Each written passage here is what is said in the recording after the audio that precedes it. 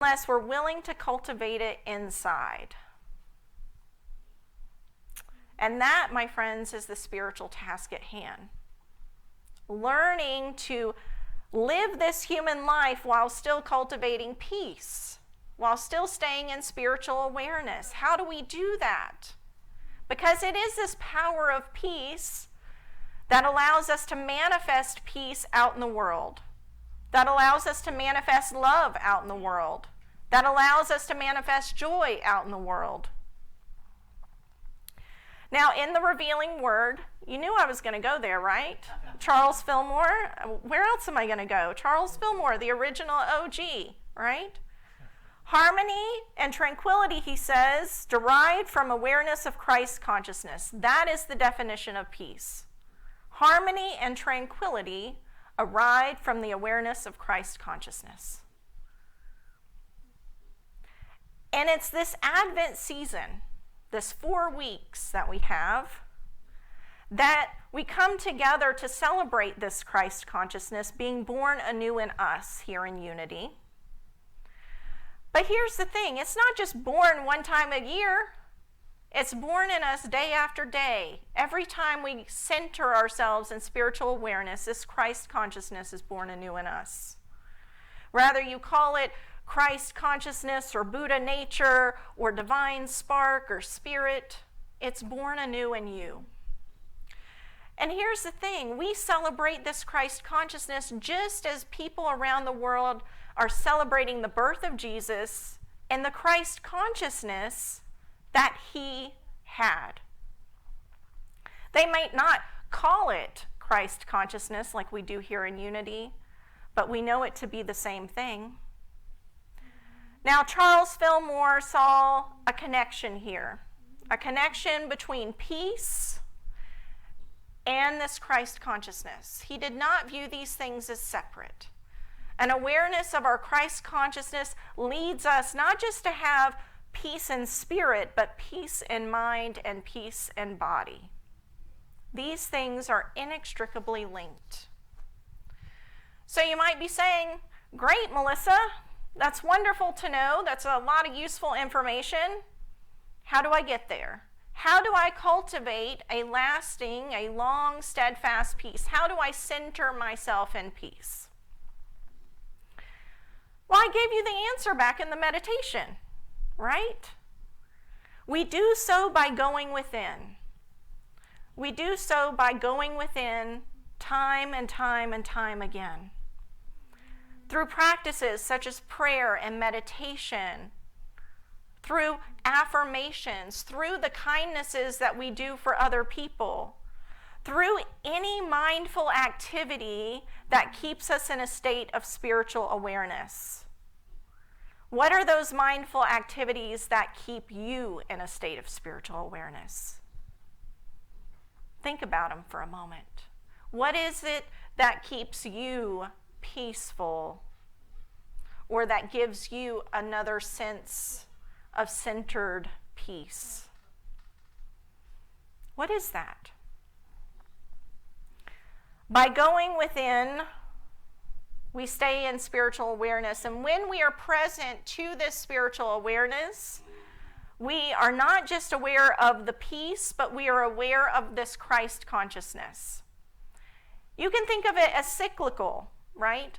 So the more peace we cultivate within, the more we're aware of our Christ consciousness, and the more we're aware of our Christ consciousness, the more peace we cultivate. One leads into another. It's an evolving spiral going within. So I want to share a quote with you. It's a longer message from Myrtle Fillmore. And it's from her address in 1914. And I was looking on Truth Unity as I was preparing today's message, and I did a search for what Charles and Myrtle had to say about peace. And I came across this excerpt that she gave a message about as she was leading her healing meditation group into the silence, into a period of meditation. And so I wanted to share this. It's a longer piece with you. She says it behooves us to find that inner place in our consciousness where we can get away from the outer, away from the turmoil and excitement of the external world, and into the peace of God. She says we're almost obliged to stop our ears and shut our eyes to have peace, and it is absolutely necessary that we look at it from a higher standpoint than the mortal. Here she's talking that higher standpoint, that Christ consciousness. She goes on to say, as she's speaking at a time right after the beginning of World War I. I want you to understand when this happened. 1914, September of 1914, right after the start of World War I. She's talking at a time of turmoil. She's talking at a time where it's not looking great. And while America is not in the war yet, you can imagine the kind of feelings that come about from the presence of war. Why do we get that feeling? Why can we know it? Because guess what's going on overseas? Wars. We know what that feels like, that kind of tension. And so she goes on to say, during this time period, she says, we should look for and see the wings of peace spreading over the nation, and know that love and good are at work in the hearts of men. Can you do that? Can you recognize not just the Christ consciousness in yourself, but the Christ consciousness in others, even in times of turmoil? She says, we want to bring ourselves to that place where we can be at peace. We do not want to be excited and anxious about conditions, but see that the back of it all is the Prince of Peace that is coming. The back of it all is this God consciousness, this Christ consciousness, this peacemaker within us. So she goes on to say, talking about this turmoil, she says, quote, we must get these delusions out of our minds and hearts, and then we will have the great peace which we so desire, but we cannot rid ourselves of these anxious thoughts through anything in the external. She goes on to conclude, we must find peace within ourselves. I'm going to repeat that again. We must find peace within ourselves. What is Myrtle saying? In this message, she identifies not just where our peace originates, from principle and presence, the source of God within us, but she also talks about the process in which peace is established. It's not outside in. How many of you have tried to cultivate peace from the outside in? How has it worked for you? Right? It's from within out. It starts inside. And through this spiritual awareness, then we can see peace as an aspect of being in the flow. So if we see peace in our mind, we know we are in the flow of God. If we're not seeing peace in our minds and our thoughts and our feelings, we're out of the flow. We know that true peace, true harmony, true tranquility, it does not come through the material. It does not come from the external world. That is not true peace.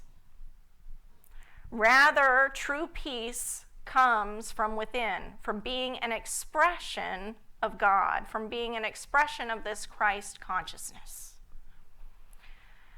And I'm sure you're saying, Melissa, that's great, but I still have trouble.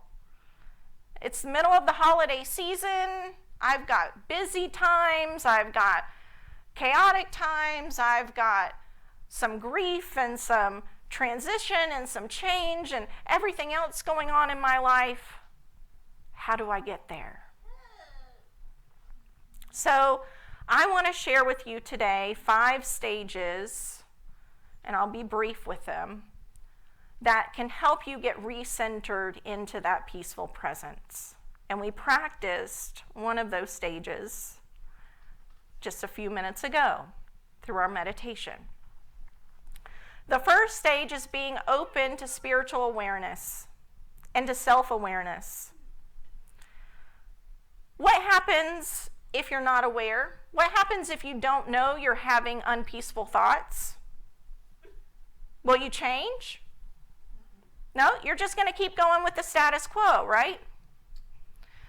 I've talked about self-awareness over the past year multiple times because it is really important that we establish self-awareness, that we're open to self-awareness. We're open to saying, those are unpeaceful thoughts. Those are unskillful thoughts. Those are unhelpful thoughts. That kind of feels like anger. That kind of feels like frustration.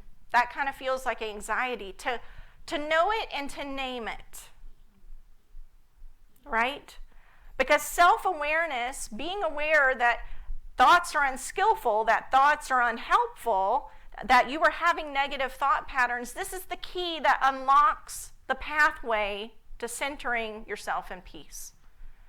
If you're not aware, transformation isn't going to happen.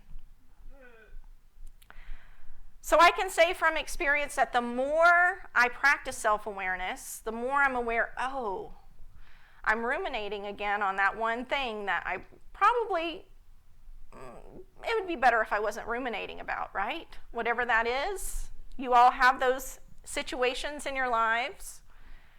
I can identify, hey, that's fear, or hey, that's anxiety.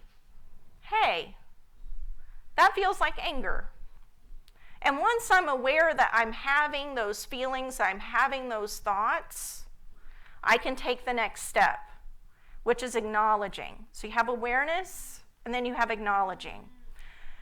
Not only am I acknowledging, yes, I'm having negative thoughts, and I would like to shift them, more importantly, I'm acknowledging that I have the power to shift them. How many times do you acknowledge that you have the power to change your thoughts, to change your patterns of thinking? And it's not going to be a one and done. This is a process, right? But acknowledging that I have the power to change, that I have the power to make a conscious choice that was different from the choice I made before, whether it was conscious or unconscious. I have the power to change those unwanted thought patterns. And this acknowledgement is the next step of the way, because if you don't have awareness and if you don't acknowledge that you have the power to change, change is not going to happen. You're going to sit there stuck, in my case, 40 plus years of thought pattern energy, of negative thought pattern energy that has wired itself into my brain. It takes a while to undo that, but you can change. So I want to share with you a quote from Eric Butterworth. He stresses this power of choice in his article on releasing stress. He asks his readers a rhetorical question. How do you relieve stress? And he answers, he says, actually the answer is as close as the creative use of the imagination. Stress is not produced by things that occur. It is the thought and feeling about them that gives that gnawing, head in the vice feeling. Imagine, we have this power of imagination. Imagine how many times we think about all the negative stuff that could go wrong in our lives, and if we spent that energy thinking about all the good stuff that could go right in our lives. He goes on to say, quote, one of the most important things that Jesus taught was that the only problems you ever have are in your own mind. And here he quotes Matthew 10:36. He says, one's foes will be members of one's own household. Well, he's not taking this literally. He's not talking about an actual house that you live in where you live with your enemies.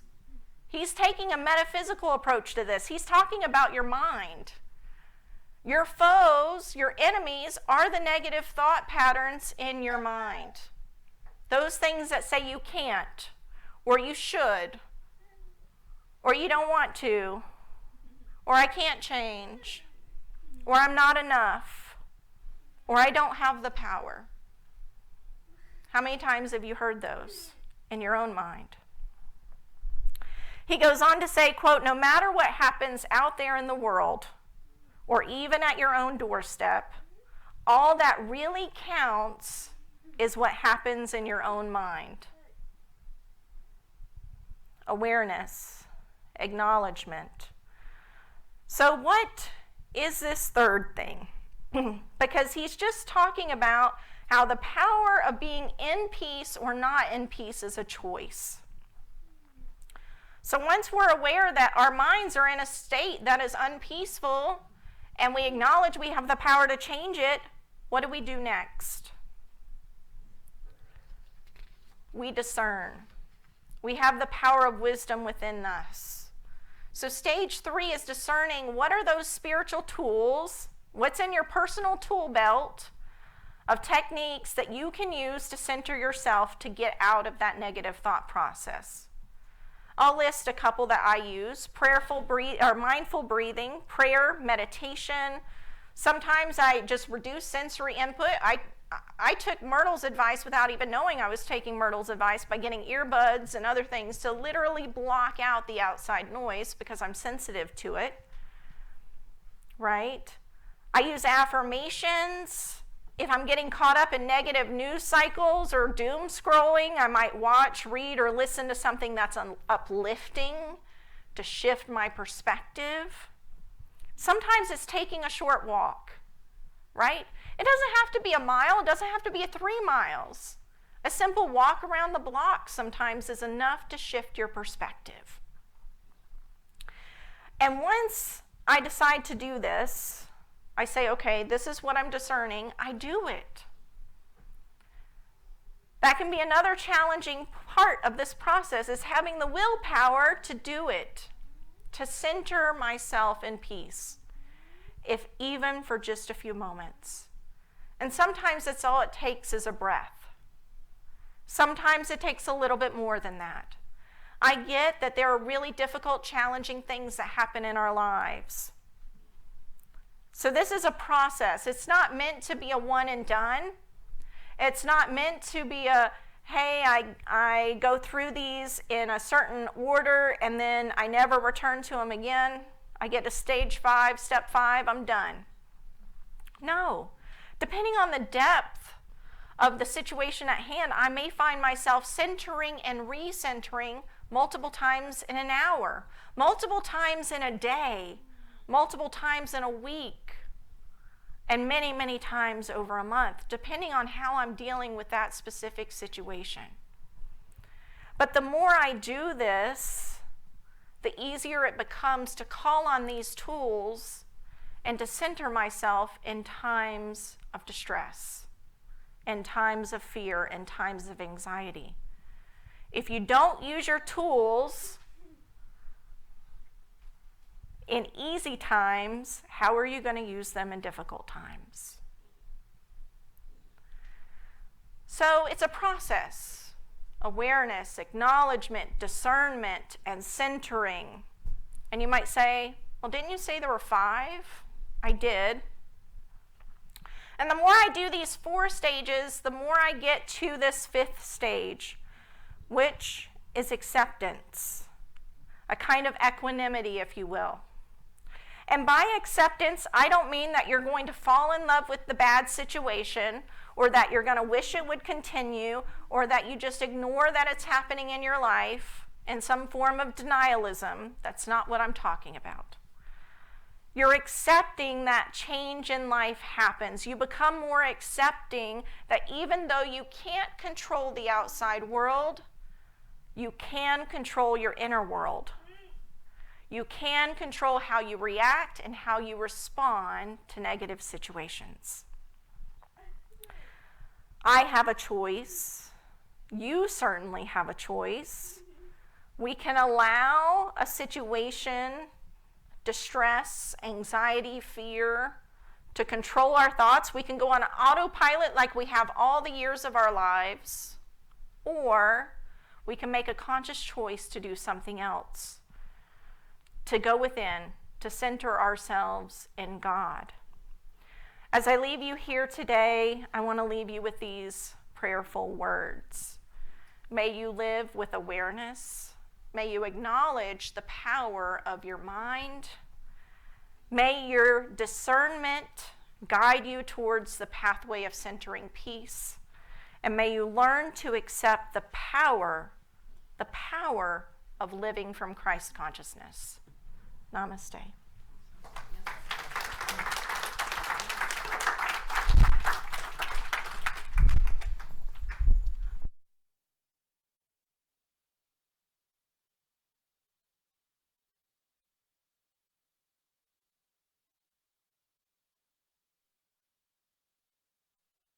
All right, another round of applause for Melissa Arrant. May we all be centered in peace this holiday season, and remember. Okay, and now it is time to enter into generosity consciousness. Thank you to all who have continued blessing our spiritual community with your tithes and offerings. We are truly blessed by your giving. And if you feel led by Spirit today, we invite you to prepare your gift now. And if you are being led to make a recurring gift, you can visit our website to set up a monthly gift via PayPal. And we now invite you to hold the thought of your gift in your mind and in your heart as we say our offering blessing together. Divine love flowing through me blesses and multiplies all that I have, all that I give, and all that I receive. And so it is. Okay. We're going to ask our music team to come up.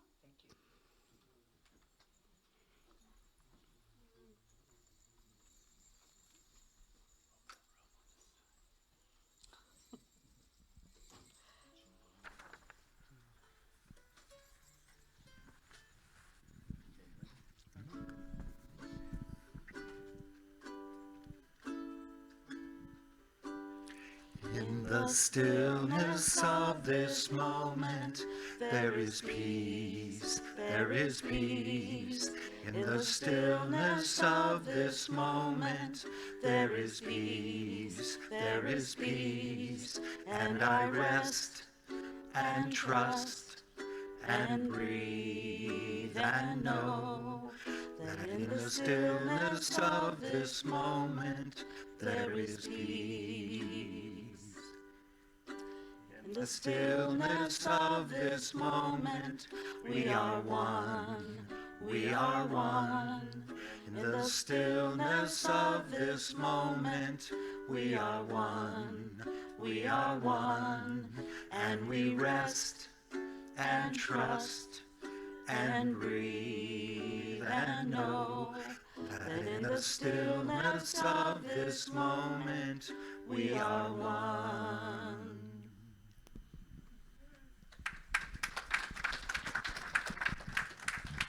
Okay. Thank you, Unity Singers. And we thank you all for joining us today. And before we have lunch together, let's thank Melissa again. Thank you, Melissa, for the message. Rosalita, thank you for platforming for us today. And thank you all for joining us if you're joining us on Facebook Live. Okay, let's join in a circle.